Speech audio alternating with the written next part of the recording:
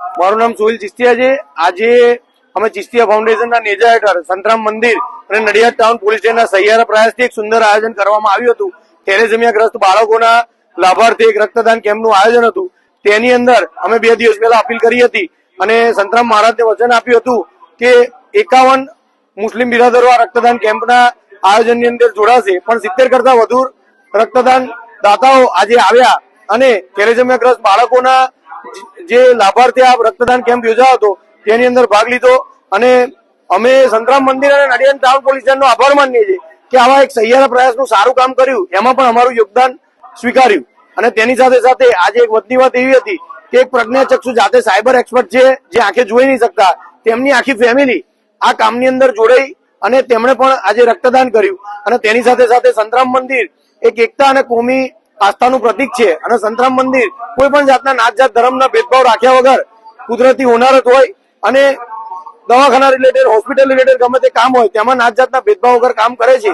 તેના કોમી એકતાના પ્રતિરૂપ કામની અંદર આજે અમે એવું એક નક્કી કર્યું કે ફૂલ લઈને ફૂલની પાકડી યોગદાન આપી આ રક્તદાન કેમ્પની અંદર જોડાઈ।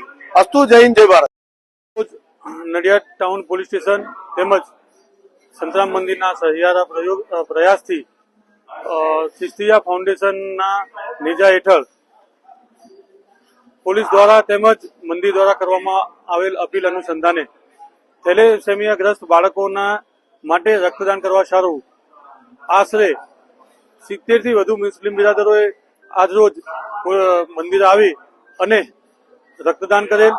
તે બદલ નડિયાદ ટાઉન પોલીસ પરિવાર ચિસ્તિયા ફાઉન્ડેશનના પ્રમુખ શ્રી સોહિલભાઈ વોરાનું ખૂબ હૃદયથી આભાર માને છે અને તમામ મુસ્લિમ બિરાદરો પરિવારોનું પણ ખૂબ હૃદયથી આભાર માનીએ છીએ। જય હિન્દ, જય ભારત।